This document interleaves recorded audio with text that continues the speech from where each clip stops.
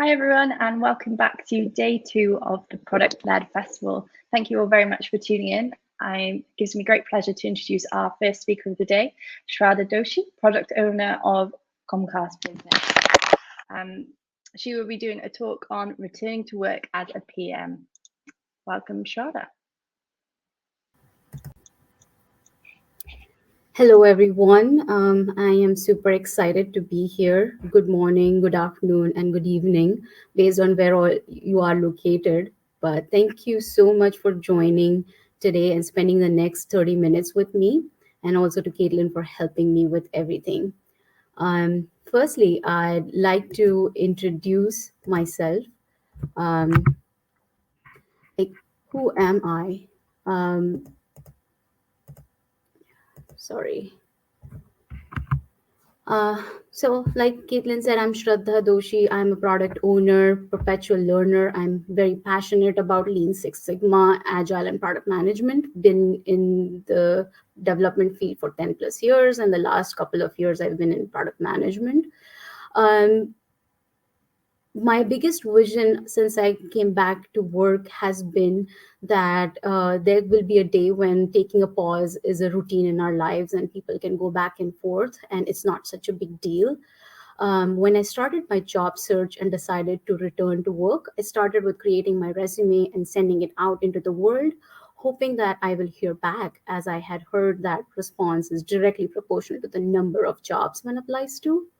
But soon I learned otherwise. So, as someone who has stumbled, fallen, and learned how to finally approach it the right way, I think my experience and learning can help other people.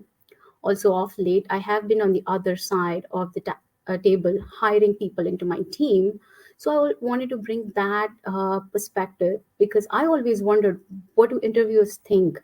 How do they ask questions? What goes on in their mind? So, that was a little bit about myself and why I'm doing this. Now, who is this for?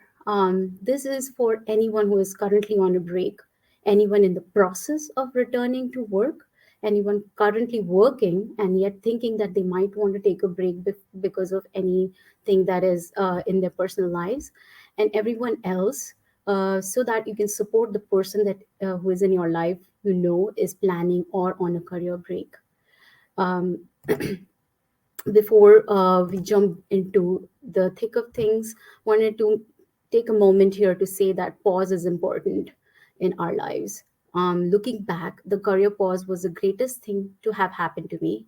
Starting from when I was born, I was told by my family and friends constantly what my strengths and weaknesses were, which sort of created an image of myself in my mind and created some limiting beliefs professionally and personally.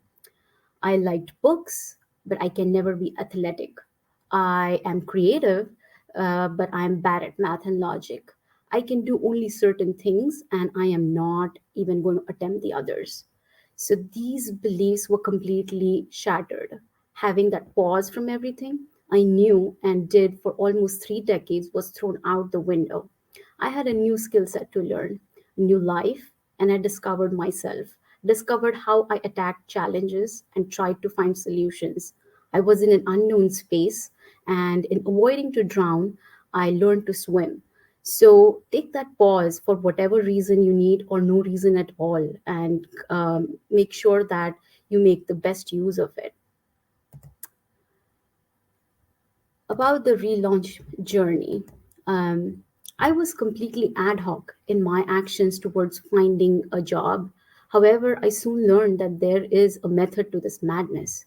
And I hope this method will work for most of you. And for others, it might give you a nudge to find your own methods. We all work in different ways. And I encourage you to find that about yourself and devise plans according to that. I'm a visual person, and so that is what my methods will look like. Also, product management, design thinking. These are well established frameworks to solve problems that have a lot of unknowns. Career journey or relaunch journey is no different, it has a lot of unknowns. Why not apply those principles to help us get consistent results in your own journey of finding the best career that we can?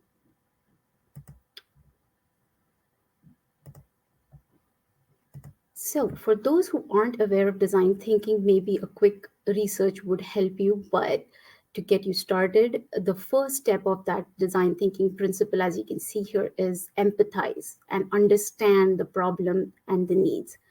And I use that to just attack my problem that I was facing about the uncertainty around my job return. My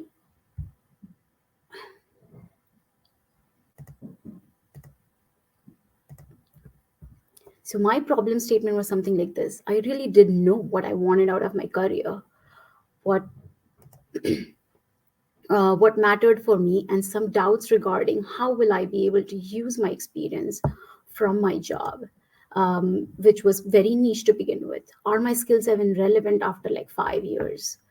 So I broke it down because I was just getting overwhelmed. And as you can see, I broke it down into four different pieces, like understand my why, where I want to go with this, discover my patterns and anti patterns, take stock of my toolkit, and learn new skills. So maybe some of you can do this exercise at home for yourself if there is something similar that you're facing. And then diving into each of those. With no network, no direction about what jobs to apply, world was my oyster, which was part of a problem. I was caught in a vicious circle, which I mentioned earlier, and I felt I had no help or people who around me who could empathize with me or understand me because I didn't know anybody who was out of work and trying to go back. Stumbling upon a coach was the best thing that happened to me. She helped me navigate when I was at crossroads. I listened to podcasts, read blogs to get my answers question. I kept my questions open and tried to get them answered from wherever I could. So identify if you have anyone in your network of friends or family and colleagues who can provide that help. If not, hire a coach. Don't try to do it on your own. It is a problem that needs brainstorming.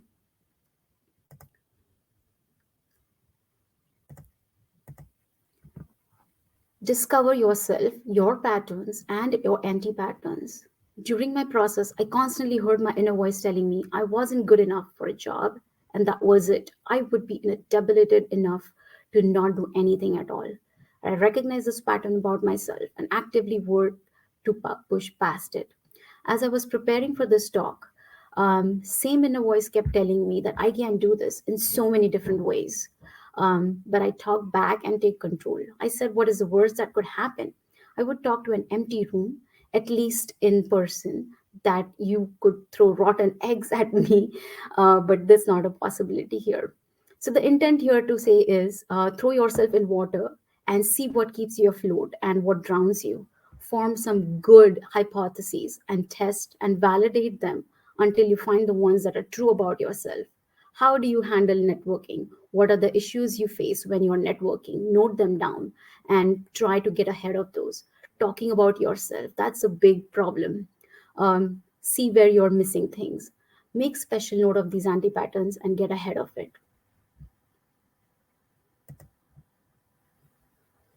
The next one is skill set. Um, Identifying, categorizing, and adding to your skill set is paramount not only to relaunch journey but also for career progression in general. It is important to look at skills apart from or independent of your previous job responsibilities when taking stock of your skill set. This helped me identify my transferable skills. Consider this toy set of straw connector constructors on the left side of the screen. In my mind, this is exactly what skills are. If they aren't presented properly, it's just a big box of straw connectors. But same straws can be used to make so many different things. Similarly, as per what job you're interviewing for, present your skills to the interviewer in a way that they can see them taking form from you and he or she can relate with. Saying I have strong communication skills is like that one single yellow straw. It doesn't mean anything. However, when you present it with a situation, how you solved it with problems, analytical skills, and communication, then they make sense. And also try to learn something new based on the information you have about your way forward.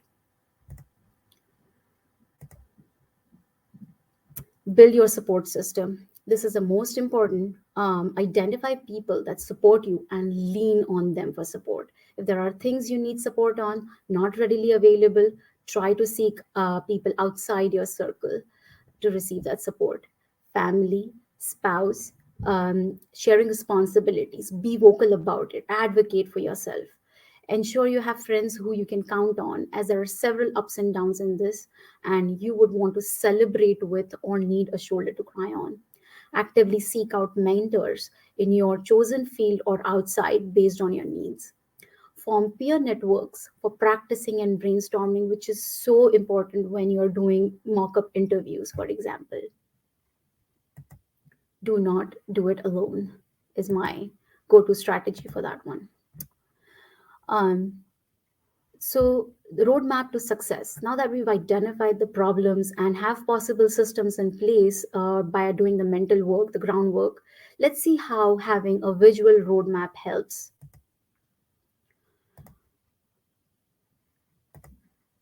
After my no reply strategy failed, I quickly realized that I needed a plan or framework to consistently get success.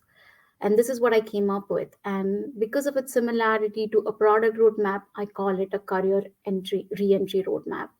And the product being is you. The left side is more of a strategy work, aka the inner work that you need to do, which I spoke about a little bit earlier. And the right side is more of a marketing work, aka the outer work. Below the line, you see other various phases of this process, can also be our milestones. And above the line are the various buckets of activities that we have to keep doing continuously throughout this whole process.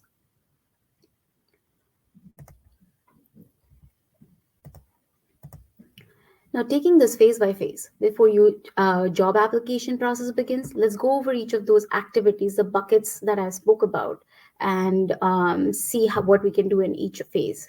Look at job postings for the job bucket. It's not just like applying to the jobs like product manager. Look at inside what are the descriptions. You will be surprised to see that with your skill set there is a lot of different jobs in the product management field itself that you could do and you would miss out on if you just search for that. And also it would give you a sort of a gap analysis of what skills you have, what transferable skills you have by looking at that. So do that groundwork, try and look for as many as and add much more variety to it. For the skill set bucket, learn something new. And if you are stuck, just pick up anything, because the learning approach is what you want to know at this point. After I returned back to work, I wasn't sure of how to learn things because things had changed so much. So if you're not sure what skills you want to gain, just pick something up. I enrolled in a UX beginner camp, which by the time it ended, I hated it. And then I gave my project management professional exam. I didn't like that. Then I also enrolled in a web development course that attacked with the product management principles, and I gravitated towards doing the product owner, product manager kind of responsibilities. And so that's how I'm here. So you don't necessarily need to know what skills you want. Just pick something, go with it. You will learn in the process. The resume bucket in this phase, just take a first shot at writing a resume. It doesn't have to be perfect. Create a skeleton, send it out to friends, get it reviewed, and based on the feedback, refine it. Do not keep sitting on it for months and months, which is what, frankly, I did. For networking bucket, meet with people, any and all kinds. Doesn't have to be product management. You are in the initial phases. So talk to the people, talk about yourself, because this is going to be a low-key environment in giving the answer to tell me about yourself question in your interview phases. I used to go to parties and talk about my process, and that gave me the confidence about giving an exemplary answer for that particular question. And start thinking about your skills independent of the job that you're looking for. So the goal is to get an MVP, a good enough spot, so we can start applying. Now, during the job application process, the same buckets, but the activities now are different. The mental prep work and the groundwork in the previous phase we did will greatly help as you are in the thick of applications and interviews. I still remember my first interview. When I was preparing, I was all night reading everything, didn't know what to read really. So I started, scouring everything about the company, what questions to ask, might have prepared for like hours. But by the 10th interview, I had nailed down my process to about like 2 hours. My answers were crisp. I had situations in place that I can use for any interview questions that might come my way. And there was a very less rambling involved, because I kept doing it repetitively, taking feedback and refining my process. So every day I would apply for X number of jobs. I would hold myself accountable to learn something new for 30 minutes every day. Based on the jobs I want to apply for, I would try and refine my resume and present the best foot forward. So, and send out LinkedIn notes to at least 5 people every week. This is the hardest to know, but once you do it multiple times, you will have a template that you can use and reach out to people and again for feedback. And preparing for interviews was my weakest link. So I worked on it most by constantly asking people to ask me questions on the go. And oh, there is one thing that I would really, really, really recommend in the interview phase is to work on a brag file. Each of my interview was pleasantly surprised that I took the effort to bring hard copies of my past projects, achievements, great words from my co-workers about me. It always initiated great questions that I could, pitch from my end answers to. I learned a lot to market myself in this phase. I learned to tell a story that the listener can relate to me.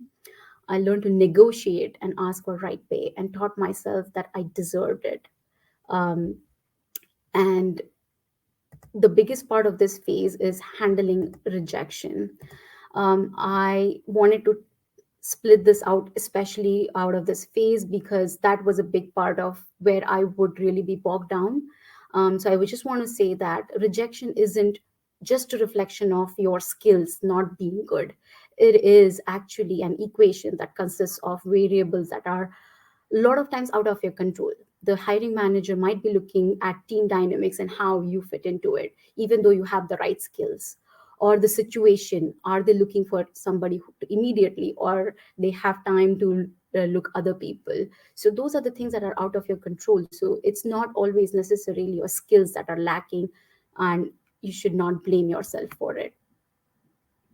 Now, the third and the last phase, is of job, after the job offer or the acceptance. And I still to this day keep continuing the activities under each of this bucket to keep up with. I network internally within my company and externally. As far as for interviews, I'm constantly talking about myself, giving back, things like this, where I try and coach people where I can, and in turn I get mentorship opportunities as well from good mentors. I'm refining my skills every day, and on the job learning, I'm trying to see what I want to be next, looking at those jobs and what people on those jobs are succeeding and doing different things, and I try to emulate those. So I'm trying to get ready for my next job. So I recommend us continuing these activities even after we have a job. Mind over matter. I think prevailing your sanity through this entire rigmarole of a process is the hardest piece. Hence, I had some tricks up my sleeve when I was having any sort of a mental battle. When faced with roadblock that overwhelms me, I pull it apart. I break it down, keep breaking it down until there is something that I can definitely do. Then prioritize those small pieces, what you need to do next, and do it persistently to see results. Always reflect to see if I am prevailing at it, or I need to pivot. So it's a 4P process that I follow. Identify a vicious circle and break it anywhere. Just close your eyes, and in that vicious circle you are, just pick one point and just go with it on finding a solution for that. If you think that you are in a position where you're constantly thinking, oh my god, I don't know what to do, I don't have skills, I don't have my resume, Just pick resume and go with it. Don't think about other things in that vicious cycle. Once one thing falls in place, I promise you other things will fall in place. And finally, be okay with good enough. It doesn't have to be perfect. Again, this was a little bit hard for me to master. My resume had to be perfect before I sent out. I was working on it for several months, but then I had to learn to just give it out. Same thing with skill sets also. I wanted to do like a 2-year MBA program, but with my lifestyle, with my home life, I don't think that was a good fit. So I had to learn to pick one course at a time and just keep adding as I went along. It also gave me the time to understand what I really wanted to do. And finally, because we have a lot of people on here, I'm assuming, that are looking to go into product management, I wanted to mention that don't let big words deter you from applying for jobs, especially in product management jobs. It is such a diverse field that anyone can and should work in. As more variety of people join this field, bringing in their diverse perspective, it will show in the products that we develop. So we need the variety of talent coming to this field. What do you really need to break into product management? Just a fire in the belly to learn. Be curious, because that's most important when you're talking to your customers. Why are they doing it certain way? Why do they want? So you need to have that burning curiosity, courage to make mistakes. These days we don't have the time that to perfect some product from A to Z. So one needs that courage to make mistakes, take decisions on the go, and run with it. L- Make a mistake and then come back and change things. So it takes some courage to do that and come over it. Lead and own without power. Empathy, again, very much for the customer. You need to be able to see yourself in the shoes of the customer and then think of how that product would help our customers. Clear and concise communicator, a storyteller. We are supposed to be the visionaries, presenting the vision to our customers, to our development teams, and everybody around us. So our communication style should be very crisp, very concise, yet give them the hopes that they need. Reconstruction and deconstruction capability. What I mean by this is, we should be able to, as product managers, build something up or destruct something to know what is inside it. For example, if a customer is saying this is their pain point, you really need to deconstruct what they're actually saying, and remove the fluff and get to the bare bones of it. And reconstruct a story is, if the dev team is telling you something, okay, we have done this, now it is my responsibility to present it to the customer in a way that they can understand. Also, we should be okay with unknowns. That is the biggest one as far as product management goes. Not get overwhelmed. How can we break down those unknowns? And your diverse experience and skill set is also valuable. So, as you can see, being a product manager and managing your career journey has a lot of similarities. And I want you to not be bogged down by frameworks. I know there's a lot of frameworks out there, case studies. Try to just correlate it to something that you know, and if you have these, you will definitely succeed in product management field. And just to recap a little of things, one of the prime one is own your break and wear it as a badge. Especially in interviews, it will come out and see how important it was to you, what you learned. So just own it. Don't let jargon, words, frameworks, and tools bog you down. Know your value and that you're worth the job. Your skills, your experience, even it was years ago, they are still relevant. They are still transferable. Expect an uphill battle. Break things down until you can chew on them, and be shameless when promoting yourself. Practice if you can't, and of course, consistency over expertise. So I think I want to thank you, everyone here, for listening to my talk. And please connect with me on LinkedIn. I would love to know feedback. about what you felt. And I think at this point, I'm ready for questions and everything. Yeah. Thanks so much, Shraddha. That was a great talk there. Lots of good tips and info. We've got a few questions in the chat. One from Milande, who has asked, do you recommend having a certification to find a job? Certifications, it is not required to get a job, but as part of certification, the things that you learn definitely helps if that is something that you are waiting. But like when you're in an interview, or I don't think it's going to get you that job. Practical experience always is more important than theory. So I would club it with, say, like a volunteer opportunity, and tell them that, okay, with the certification, I've applied it at XYZ, and that is always more helpful than just having a certification. Great, thank you. We've got another question here from Shankar, who has asked, for being a good product manager, do you recommend familiarizing with web development, or do you recommend focusing on SAFE/CSPO certification? It depends on what kind of product manager you want to be. So it's definitely will be according to your goals. If you have a technical background, then I don't think a web development course would be necessary. Just brushing up on your skills would help. CSPO, again, that is also a certification. You could do that on your own. I have a CSPO certification, but you could, Scrum Alliance has their own guide that you can pick up and start applying on your own. Certification kind of for me holds me to certain milestone that, okay, I need to be prepared by this time and I need to learn, which you always lack in self-learning. So for me, that's always helped me to have a certification. So I read up on it, I apply, and then I give an exam. But you can choose to go either way based on what your needs are. Nice, thank you. We've got an answer in the poll here that I thought you might be able to help with as well.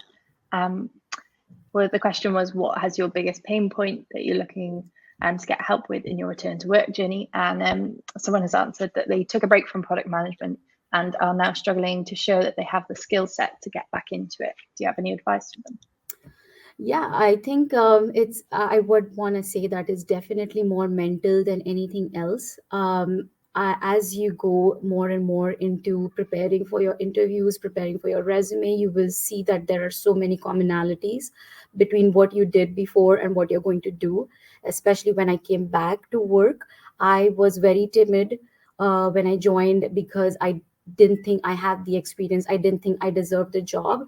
But when I saw, I was right back into thick of things of how I was doing previously in my job, like project management or gathering requirements or talking. So you don't lose that experience. That's what I've come to learn, is experience is always there with you. You just need to put a new lens on it. Maybe the technical things have changed. Those just need to be brushed off. So just try and consume as much as possible on whatever is stopping. Again, look at the job description, pinpoint to exactly what you think is missing, learn on that, because everything else is probably you're already doing or have done in the previous jobs. So hope that helps. Great, thank you for that. And that pretty much brings us up to time, actually. So thank you so much, Shraddha, for your presentation today. It was great, and I think I can say our audience very much enjoyed it as well. Had some good questions there in the chat. And thank you to everyone for tuning in. Stay with us. We've got another session up in 15 minutes time. So thanks again, Shraddha. Thank you, everyone. Thanks, Caitlin. See you all soon.